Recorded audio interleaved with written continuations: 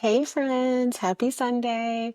I'm excited to be back with an angel message for y'all. I'm really thankful for the positive feedback I've gotten. I totally do this as a service. I don't really say stuff like this. This is what I hear from my angelic team that came to me in my spiritual experience. And it's just a beautiful vibration of love. And again, just see if it resonates for you and helps you feel more healed and open-hearted. I'm a little tired today because last night one of my friends from high school, Anis Mojgani, was in town. He used to be the poet laureate of Oregon for 2 terms, and he's kind of a well-known poet. Anyway, but I knew him before he was famous. Um, all these poets are in town for Andrea Gibson's memorial, who used to be the poet laureate of Colorado, and that's this afternoon. So I was at the poetry show. I was hanging out late for me till almost midnight, and then I still woke up at my normal time. So anyway, I'm going to share some of the poets that I saw last night who were just so incredible. Derek Brown, Buddy Wakefield, Anis Mojgani, and I'll also share some of Andrea Gibson's work or just their websites because as I left last night, I was thinking, gosh, this poetry just made me so happy to be alive. It was so beautiful. So I'll link it since a lot of people have been commenting that my videos help them like feel healed or just more hopeful. And I'm really thankful for that. And also this poetry made me feel more hopeful. Anyway, so if maybe you know who they are, but if you don't, I'll link some of their stuff in the description. So let me tune in and see what I'm getting today.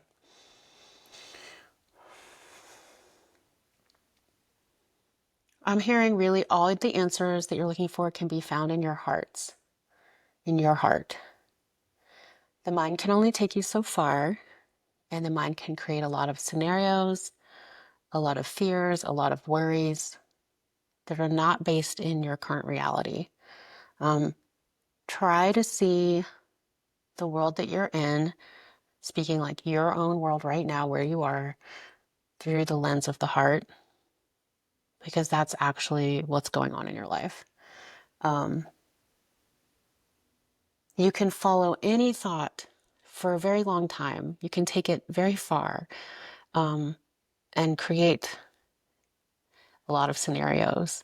But if you notice you're doing that, I'm just hearing like try to notice it and then stop and say, take a breath and just say, where am I right now?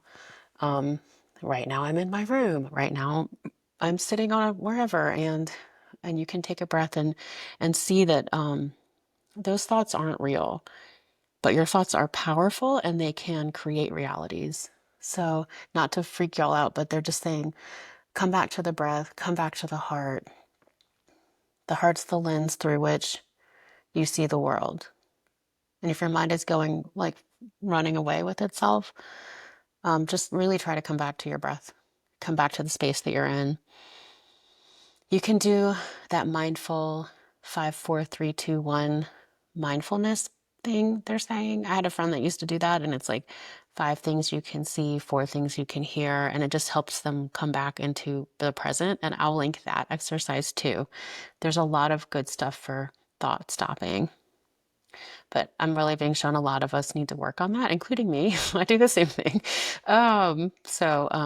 We're all just kind of working on this stuff together. But I'm hearing like your healing is possible. Your healing is really inevitable um, because the Creator, God, the angels see you as a fully healed, whole, beautiful, light-filled being. And they want to help you experience that. In the same way I experienced it, and in the way that's right for you. Um, they really do want you to feel all the love that's there for you, all the peace and comfort.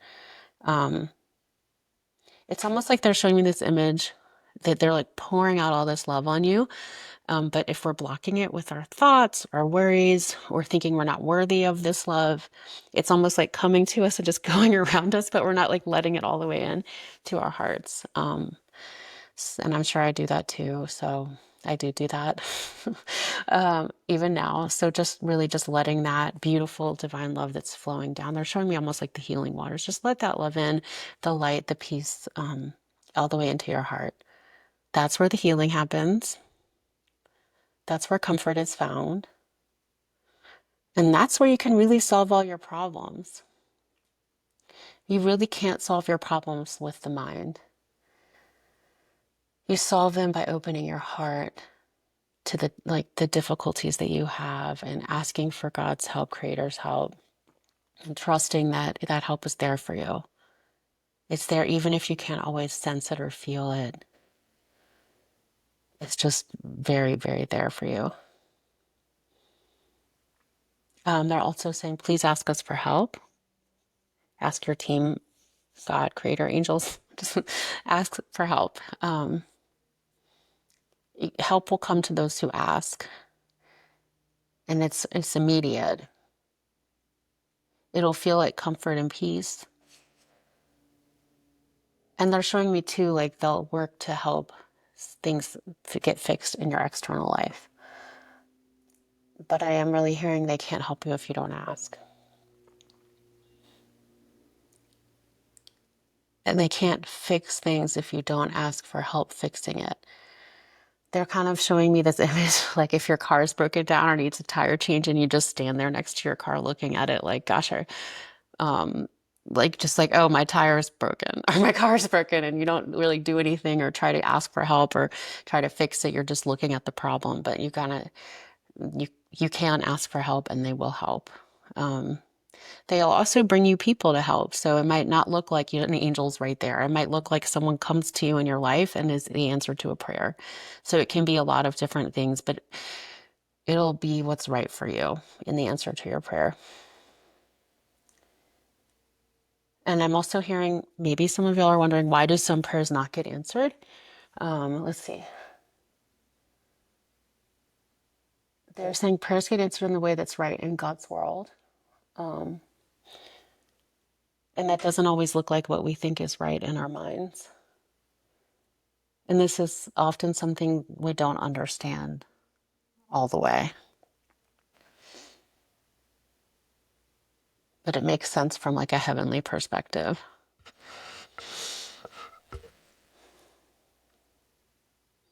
And they're also saying, do the things that help you feel more connected to that peace, to that love. Being outside, breathing, meditation, prayer, being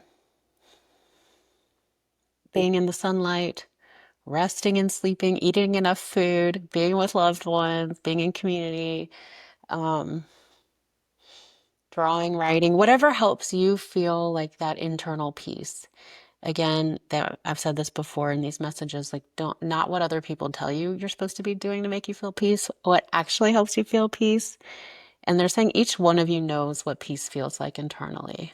No matter how upset you are or how gone you feel like you are, you can recognize that peace inside yourself, and it's just a very gentle, soft spot. And just to try to do those things that help you get into that place.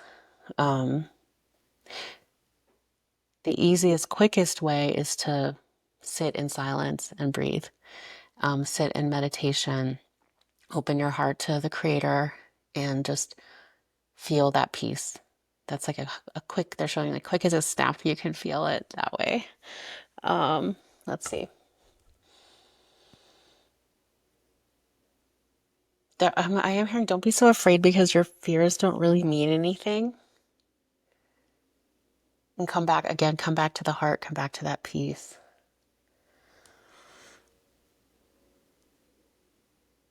And that's how you can really know what's true. That's what I'm hearing. They're showing me all the different things the world has for us, like our phones, books, content. If you see what you feel in your heart when you bring anything into your awareness, how does it sit with you internally? Does it help you feel open and expansive, joyful, loving, and peaceful? Or does it make you feel fearful, worried? Even just saying those words, I feel it in my heart. Um, Be aware of your internal state. This is becoming more and more vitally important. And I'm hearing there's a lot of vested interests in keeping you distracted. It's not always like hugely sinister, but it is about a profit model or something. Like, the clicks and the stuff on your phone. Um, try to keep bringing those things into your awareness that lift you up and make you feel joyful. Um, if you need to set boundaries with people in your lives who don't make you feel joyful, who bring you down, um, don't feel bad about making those kind of boundaries, and just ask for your team's help, your angelic guidance team and creator, to help you be around people who support you. And they're going to bring you signs and synchronicities and joy. Let's see. Okay, I guess the last thing I'm going to do is I went to that poetry show last night, and I came home, and this morning I woke up and I was looking in my bag, and like I got a poetry book from Derek Brown, and also I found this in my bag. And I was like, oh my gosh, a white feather. I literally wasn't around any white feathers. But of course I'm wondering, did somebody put this feather in my purse? I don't know. I'm still kind of like, but I thought it was a nice little sign. Maybe it was the angels. What do y'all think? I'm still like partially skeptical, but it was a nice thing to see. However it got into my bag this morning, I just went to the poetry show, and then we went out for tacos, like late night tacos after. And that was, and then I woke up and that was in my bag. So that was really sweet. Let's see what else. I will okay, that's the last story I'm going to tell. This is not quite the angel message, but it's also how they'll bring you signs. I think they want you to hear these stories. So who knows about this feather? It could be from an angel. It could just be somebody slipped a feather in my bag. But the last powwow I ever went to with my stepdad, it was 2015, right before I met my daughter's dad. He really wanted to go to this powwow. My mom couldn't take him. I guess he was almost 80 at this point, maybe. So I drove up from New Orleans, where I'd been living, so just a couple hours away. I took him to this powwow. We spent the weekend. I danced the gourd dance with him. It was a really beautiful weekend. It was the last powwow we ever went to together. And I came back to their house, and I was hanging out after the powwow in the room that I stay in when I would visit my mom and stepdad. And the door was closed. They were in their room just doing, I don't know what they were doing. And I opened the door to go see them or whatever after we were all just chilling. And there was just a perfectly perpendicular feather, like right across the threshold. Like it wasn't a feather that could have just fallen. It wasn't a feather from anyone's gourd dance fan or anything. It was just like on the ground. And I went and asked them, how did you put this feather there? Or did y'all put this there? And they were like, no, no, no. Obviously my mom and stepdad wouldn't just do that. Anyway, it felt very like intentionally placed. And I feel like it was just a thank you for doing that for him, or thank you for doing that. It was a really beautiful little moment. Of course, I have skeptical thoughts, and, but I've just had little things like that happen over and over again. So just take, whether we don't always know where that stuff comes from, but, sometimes when that stuff happens, I do want to ask, like, did you guys put this there? What happened? But often it's just like a little wink, wink. Everything's cool. We see you. We love you. You still have to keep living your life, but here's a little sign, or a little little hello and uplifting little moment. So that was the one time I saw a feather that I was like, that was more than just, that wasn't a random accident. Anyway, they're trying to, what I'm hearing about that is they wanted me to tell these stories because they really are trying to pour out this love. They don't want to get us so far out of our daily lives and our daily experiences, but they do want to help us feel uplifted and hopeful. And they're going to bring signs like that to you. So just be open to them. You can ask to receive them. Say like, angels, if you're with me, please help me know this in my physical reality, or send me a sign, or, and they might be different. I know people that see pennies or dimes, so there's just all kinds of signs you can receive, but feather is one of mine. And what do y'all think? Okay. That was in my bag this morning. I really wasn't around a feather yesterday. I'm like, was I? I don't know. I wasn't. I was just home. Anyway, interesting. But of course, I'm sad because I'm still a skeptic, and the angels are probably like, please stop being so skeptical. How much do we have to do for you? Anyway, okay, I love you all so much. I hope this was a helpful message. I would love to hear, have you gotten special signs or moments where you knew you were not alone, even though this life can be hard? And I hope, again, you're able to take that advice about really centering in your hearts, not following your fearful thoughts as far as they can go, but coming back to that breath and that peace in your heart. Because that's really where you can solve these problems that you worry about. It's like in the silence, you'll get really beautiful answers for those problems. And go do this for yourself. And I am going to keep teaching that angel communication workshop, hopefully pretty regularly. And yeah, it's been a really fun thing to do. So hopefully you can come. And the last thing I'm hearing too is it's all going to be okay. So don't give up the faith and don't stop trusting and don't give in to despair or hopelessness. A lot of good things are happening on the planet. A lot of things are changing for the better, even if we can't see it. So keep the faith, keep the hope. Let's see. And don't give up. I mean, it's going to be okay. That's what they keep saying. It's going to be okay.